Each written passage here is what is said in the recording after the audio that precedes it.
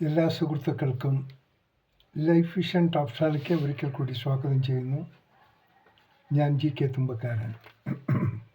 ഇന്നത്തെ ഈ വീഡിയോ പുറം നാടുകളിൽ ജോലി ചെയ്യുന്ന കേരളത്തിലുള്ളവരെ കുറിച്ചാണ്.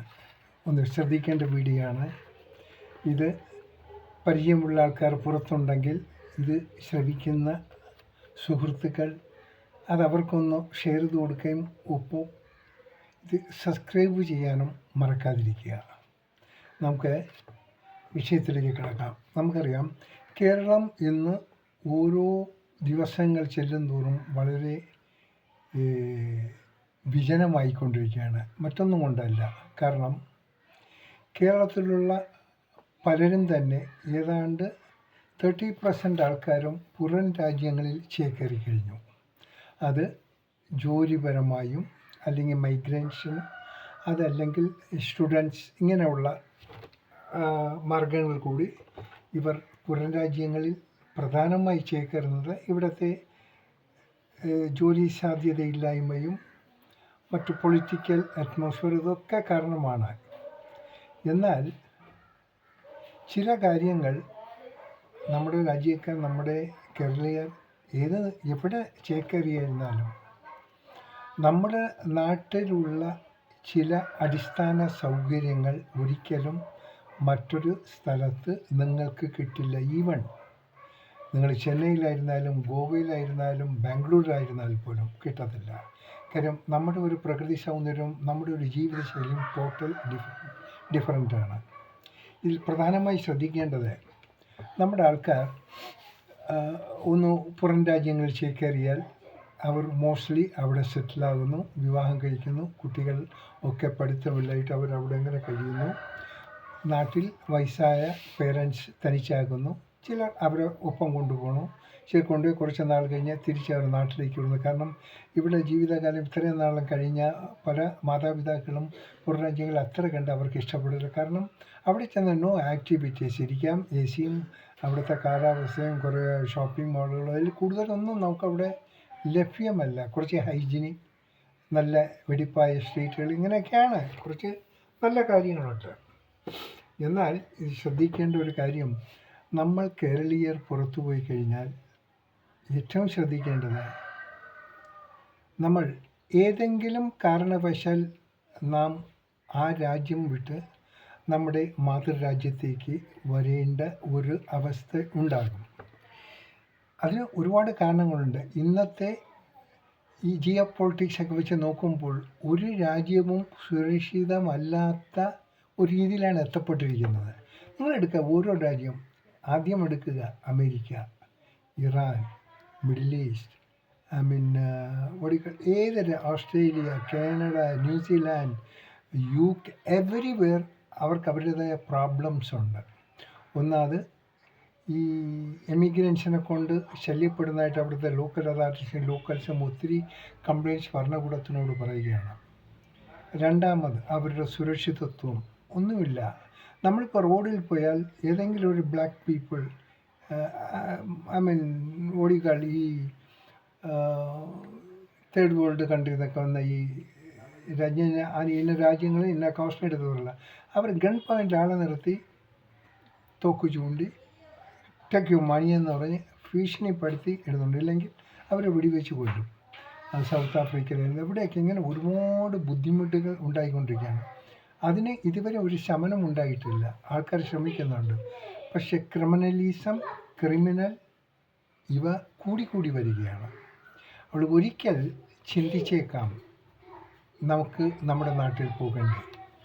എന്നാൽ അതിനു മുമ്പ് ചിന്തിക്കേണ്ട ഒരു കാര്യം, കഷ്ടപ്പെട്ട് ബുദ്ധിമുട്ടുണ്ടാക്കിയ മാതാപിതാക്കളുണ്ടാക്കി ഒരു വലിയ വീടുകളായിരിക്കാം, ചെറിയ വില്ലകളായിരിക്കാം, അല്ലെങ്കിൽ മീഡിയം വില്ലകൾ, ഇതെല്ലാം ഉണ്ടായിരിക്കും. ഇത് പലരും 99% ആൾക്കാർ അങ്ങനെ സെല്ലൗട്ട് ചെയ്യുകയാണ്. സെല്ലൗട്ട് ആ ക്യാഷ് കൂടെ അവർ എന്തിലെങ്കിലും ഇൻവെസ്റ്റോ സംതിങ്. ബട്ട് അങ്ങനെ ചെയ്യാൻ പാടില്ല.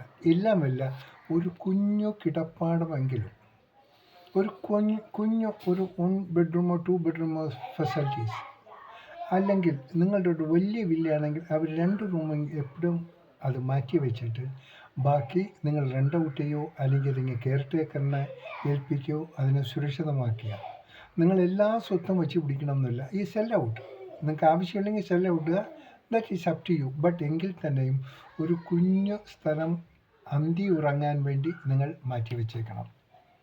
അതല്ലെങ്കിൽ നിങ്ങൾ നാളൊരു കാലത്ത് നിങ്ങൾ അധിവസിക്കുന്ന രാജ്യത്ത് നിന്ന് പുറന്തള്ളപ്പെട്ടാൽ നിങ്ങൾക്ക് എത്തിച്ചേരാൻ ഒരു കിടപ്പാടമില്ലെങ്കിൽ നിങ്ങൾ പോയി നിൽക്കുന്ന സ്ട്രീറ്റിൽ അല്ലെങ്കിൽ 5 സ്റ്റാർ ഹോട്ടലിൽ എവിടെയെങ്കിലും പോയി നിങ്ങളുടെ അടുത്തുള്ള സമ്പാദ്യം എല്ലാം ചിലവഴിച്ചാൽ പോലും നിങ്ങൾ നഷ്ടപ്പെട്ട ആ സൗകര്യങ്ങളുടെ ഒരു 25% പോലും സാറ്റിസ്ഫാക്ഷനുള്ള ഇടം നിങ്ങൾക്കുണ്ടാക്കാൻ പറ്റില്ല.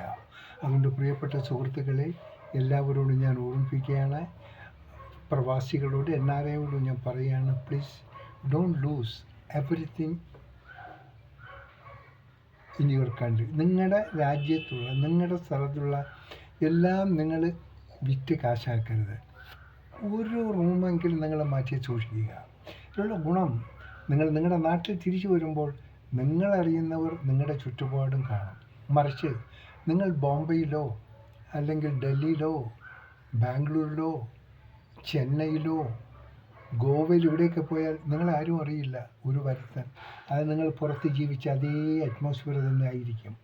മറിച്ച് നിങ്ങളുടെ നാട്ടിലെത്തിക്കഴിഞ്ഞാൽ നിങ്ങൾക്ക് ആ റോഡ് അറിയാൻ പറ്റും, നിങ്ങളുടെ അകന്ന ബന്ധുക്കളെ കാണാൻ പറ്റും, അടുത്ത ബന്ധുക്കളെ കണ്ടും. നിങ്ങളവിടെ അതിഥികളല്ല, നിങ്ങൾ ആ രാജ്യക്കാരാണ്, നിങ്ങൾ ആ സ്ഥലത്തുള്ളവരാണ്. നിങ്ങളെ ഐഡൻറ്റിഫൈ ചെയ്യാൻ ഒരാവശ്യം വേണ്ട, ആരെങ്കിലുമൊക്കെ നിങ്ങളെക്കുറിച്ച് അറിയും. കാരണം പലരും ഒന്ന് ഏജ്ഡായി കഴിയുമ്പോൾ നാട്ടിലേക്ക് വരാനുള്ള ഒരാഗ്രഹം ഉള്ളിലുണ്ടെങ്കിലും അതിനുള്ള ഫെസിലിറ്റി നാട്ടിലില്ലെങ്കിൽ നിങ്ങൾ വരാൻ മടിക്കും. അതുകൊണ്ട് നിങ്ങൾക്ക് നല്ല ചങ്കൂറ്റവും അധ്വാനിക്കുള്ള ഇതും നല്ല വർക്കും നല്ല പ്രസ്ഥാനങ്ങളും നല്ല സൗകര്യമുള്ളപ്പോൾ നിങ്ങൾ ഇനി എന്തിനാ, what the hell you have to do with our country, nothing there എന്നുള്ളൊരു ധാരണ നിങ്ങളിൽ കടന്നുകൂടിയേക്കാം. പലരെല്ലാം കടന്നുകൂടിയിട്ടുണ്ട്. അങ്ങനെ പലരും ആ നാട്ടിലുള്ള എല്ലാ സൗകര്യങ്ങളും അവർ വിറ്റ് അതിനില്ലാതാക്കിയിട്ടുണ്ട്. സോ ഈ ഒരു സാഹചര്യം ദയവ് ചെയ്ത് നിങ്ങളിൽ നിന്ന് ഉണ്ടാകരുത്. ഈ വീഡിയോ ശ്രവിക്കുന്നവർ ഒന്ന് ആലോചിക്കുക. ഞാൻ ഈ വച്ച ഈ പോയിൻറ്റ്സുകളെക്കുറിച്ച് നിങ്ങളൊന്ന് ചിന്തിക്കുക. അതിൽ നിങ്ങൾക്ക് എന്തെങ്കിലും മനസ്സിലാകുന്നുണ്ടെങ്കിൽ അതനുസരിച്ച് അതിനെ പ്രായോഗികമാക്കാൻ ശ്രമിക്കുക. വളരെ കഷ്ടപ്പെട്ട് ബുദ്ധിമുട്ടി ഒരുപാട് ത്യാഗങ്ങൾ സഹിച്ച് കെട്ടിപ്പടുത്ത നിങ്ങളുടെ തറവാട് അന്ന് നിങ്ങൾ മൂലം അതിനെ ബുൾഡോസർ ഇടിച്ച് തകർത്ത് കളയരുത്. അതിൻ്റെ ഒരു ഭാഗത്തെങ്കിലും നിങ്ങളുടെ മാതാപിതാക്കളുടെ നമ്മുടെ ഓർമ്മകൾ നിലനിർത്തുന്ന നമ്മുടെ കുടുംബ പാരമ്പര്യത്തിൻ്റെ നമ്മുടെ സംസ്കാരത്തിൻ്റെ ഓർമ്മകൾ നിലനിർത്താൻ വേണ്ടി എന്തെങ്കിലും ഒന്നവിടെ ബാക്കി വയ്ക്കുക. അത് ബാക്കി വെച്ചതിന് ശേഷം നിങ്ങൾ എന്ത് വേണേ ചെയ്യുക. ഇപ്പോൾ തന്നെ നിങ്ങൾക്കത് പല ഏജൻസികളുമുണ്ട്. നിങ്ങൾക്ക് എന്തെങ്കിലും അങ്ങനെയുള്ളൊരു ആവശ്യം ഞങ്ങൾ വിളിച്ചാലും ഞങ്ങളുടെയും ഗൈഡൻസ് നിങ്ങൾക്ക് തരാൻ പറ്റും. നിങ്ങളുടെ അസറ്റ്സ്, നിങ്ങളുടെ സമ്പാദ്യങ്ങൾ, നോട്ട് മണി, പ്രോപ്പർട്ടി, അതൊക്കെ കാത്തു സൂക്ഷിക്കാനുള്ള ഒരുപാട് സംവിധാനങ്ങൾ ഇന്ന് കേരളത്തിലുണ്ട്. അതിനുള്ള ഏജൻസികളുണ്ട്, വിശ്വസ്തമായ ആൾക്കാരുണ്ട്. അവരെ ഏൽപ്പിച്ചാൽ അതെപ്പോഴും ഉണ്ടാകും, അതിനൊരു വരുമാനമുണ്ടാകും. അതെല്ലാം നിങ്ങൾക്ക് ചെയ്യാൻ പറ്റും. നിങ്ങൾക്ക് അറിയാൻ പറ്റും. നിങ്ങളാരും ഫൂൾസ് ഒന്നുമില്ല. നിങ്ങൾക്ക് നിങ്ങളുടേതായ ബുദ്ധിയുണ്ട്. അതുകൊണ്ട് കഴിയുന്നതും നിങ്ങൾ ശേഷിപ്പായിട്ട് എന്തെങ്കിലും ശേഷിക്കുന്നെങ്കിൽ അതിൻ്റെ ഒരു ബെഡ്റൂമിനുള്ള സ്ഥലമെങ്കിലും ഒതുക്കി വെച്ച് ബാക്കി നിങ്ങൾ സെൽ ഔട്ട് ചെയ്യുക. What it may be you can do it. But മൊത്തം അത് മൂടോടെ അതിനെ വെട്ടി നികത്തിക്കളയരുത് പ്ലീസ്. ഒരു റൂട്ട്, അതിൻ്റെ വേരുകൾ എങ്കിലും പിടിക്കാൻ പാകത്തിനിടുക. അത് മുളച്ച് വരട്ടെ. നാളെ നിങ്ങളുടെ കുഞ്ഞുങ്ങൾ, നിങ്ങളുടെ മക്കളോ ചോദിക്കും, what you had in your country. നിങ്ങളുടെ രാജ്യത്ത് നിങ്ങൾ എന്താ ഉണ്ടാക്കി? മക്കൾ നിങ്ങളെക്കാളും ബുദ്ധിയുള്ളതായിരിക്കും മക്കൾ. അവർ ചോദിച്ചാൽ മറുപടി കൊടുത്തിരിക്കണം. ഉണ്ട്, come on, you go, you have something over there. അങ്ങനെയുള്ളൊരു സംവിധാനം നമ്മൾ ഉണ്ടാക്കി കൊടുക്കണം. ആ ഒരു സാഹചര്യം ശ്രദ്ധിക്കണം. നാളെ കുഞ്ഞുങ്ങൾ നമ്മുടെ മുന്നിൽ വിരൽ ചൂണ്ടരുത്. അതിന് വിരൽ ചൂണ്ടാനുള്ള സാഹചര്യം നാം ഉണ്ടാക്കി വയ്ക്കരുത്. ഇതാണ് എൻ്റെ ഈ കുഞ്ഞു വീഡിയോയിൽ എനിക്ക് നിങ്ങളോട് പറയാനുള്ളത്. ഈ വീഡിയോ ഇഷ്ടപ്പെട്ടാൽ സുഹൃത്തുക്കൾക്കൊന്ന് ഷെയർ ചെയ്യുകയും സബ്സ്ക്രൈബ് ചെയ്യാനും ഓർത്താലും. കാണാം വീണ്ടും മറ്റൊരു വീഡിയോയിലൂടെ. Thank you.